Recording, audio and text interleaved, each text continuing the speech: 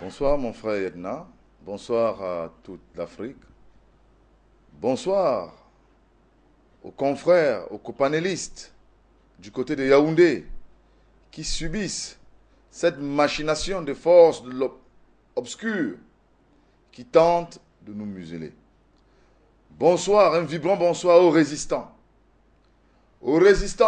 panafricanistes qui ont décidé dorénavant de se dresser contre cette France impérialiste, contre cette France qui veut à tout prix maintenir le peuple, les peuples d'Afrique dans le noir, dans l'obscurité, dans l'obscurantisme. Mon frère, l'histoire se répète.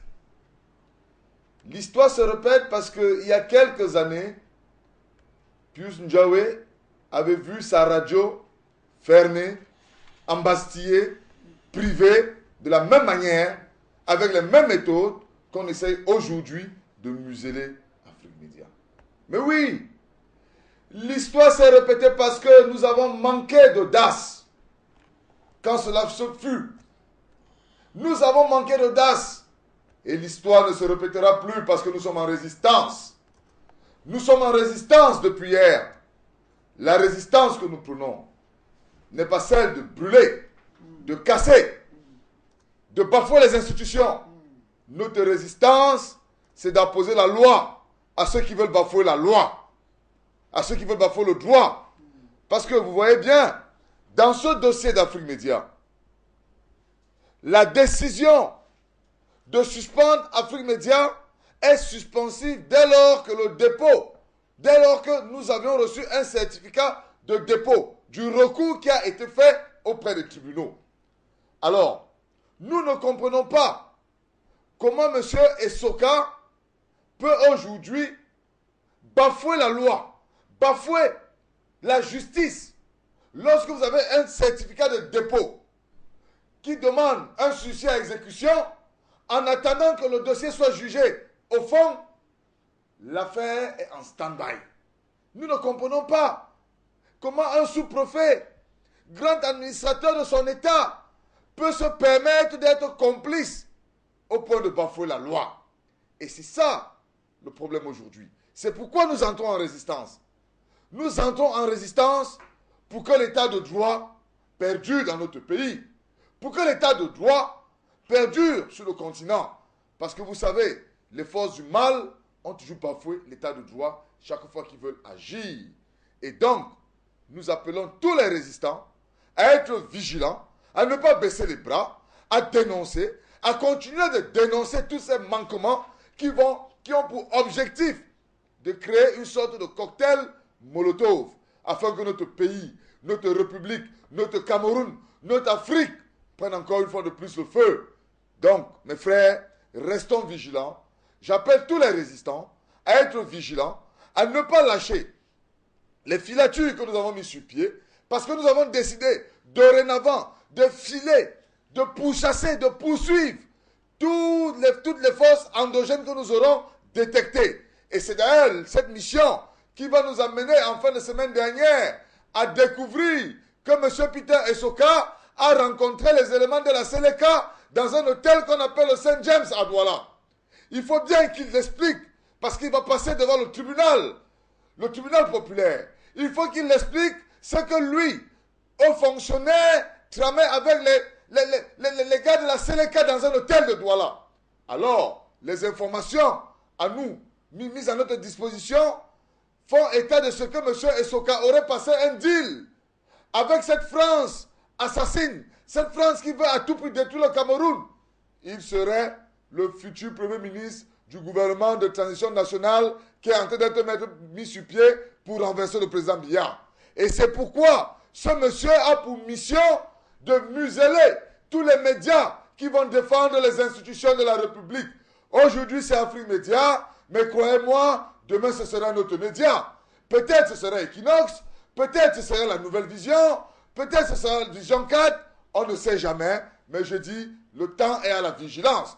Que ceux des nôtres qui se réjouissent de nos malheurs fassent attention, parce que demain, lorsqu'ils prendront conscience et voudront défendre la République, Ils seront frappés au même titre qu'Afrique Média est frappée aujourd'hui. Il faut faire attention. La machine Bolloré est en marche. La machine Bolloré est en marche.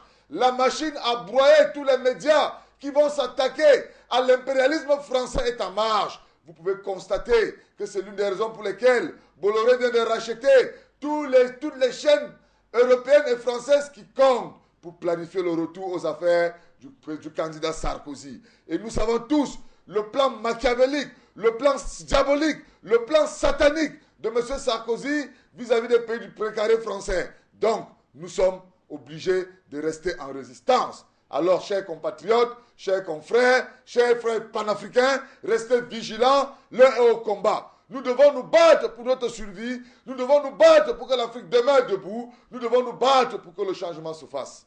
D'accord, vous avez compris avec moi hein, que M. Jules Ndiaye est rentré directement dans le débat. Nous sommes déjà dans le débat pour ceux qui sont encore en train de rêver, de plein pied dedans, sans transition, sans porter de gants. Et ça me plaît bien parce que ça change un peu les choses.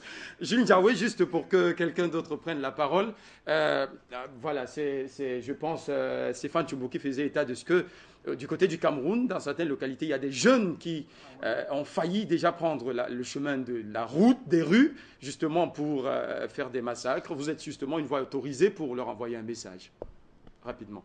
Avant d'arriver sur ce plateau, je viens de calmer. Il y avait à Douala 2300 jeunes qui ont décidé d'aller marcher à la place du gouvernement, d'aller dormir devant la région. J'ai dû entrer en pourparlers en leur faisant comprendre que non, les forces endogènes, ce n'est pas cela. C'est ce qu'ils veulent. Les forces endogènes veulent justement que nous descendions dans la rue pour justifier auprès du président Biya de ce que nous sommes des fouteurs de troubles. Et donc, j'ai parlementé avec ces jeunes pendant 2 heures de temps. Je leur ai dit que la véritable résistance que nous devons mettre sur pied, c'est de continuer à sensibiliser tous les jeunes dans les quartiers contre Boko Haram. C'est de détecter, de travailler en étroite collaboration avec les forces de l'ordre pour détecter, pour dénoncer toutes les personnes étranges à leur environnement. Voilà la vraie résistance. Je leur ai fait comprendre que pour ce qui est d'Afrique Média, Dieu a toujours été aux côtés d'Afrique Média, parce qu'Afrique Média, c'est la voix du peuple. Et la voix du peuple, c'est la voix de Dieu. Donc j'ai pu calmer ces jeunes. Je leur ai dit que la véritable résistance, c'est contre Boko Haram. C'est contre Franco-Boko Rebellion. C'est contre eux la véritable résistance. Je leur ai fait comprendre qu'ils doivent tout de suite commencer à contrôler même leurs aînés qui sont susceptibles de basculer ou alors de devenir des forces endogènes.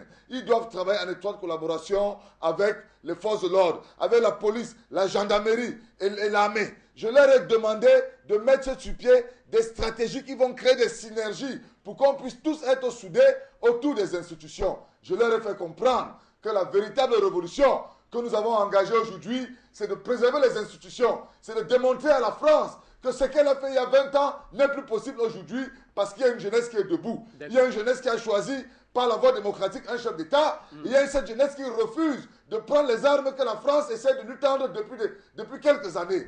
Et c'est ici la véritable résistance, c'est ici la véritable révolution, c'est ici le devoir citoyen des jeunes. Et c'est le message que j'ai fait passer. C'est pourquoi vous allez constater qu'à cause, il n'y aura pas de problème. Nous n'allons pas brûler, nous n'allons pas casser. Mais Afrique Média va continuer d'émettre comme elle émet aujourd'hui. Et c'est la victoire d'un peuple, c'est la victoire d'une Afrique, c'est la victoire de la jeunesse.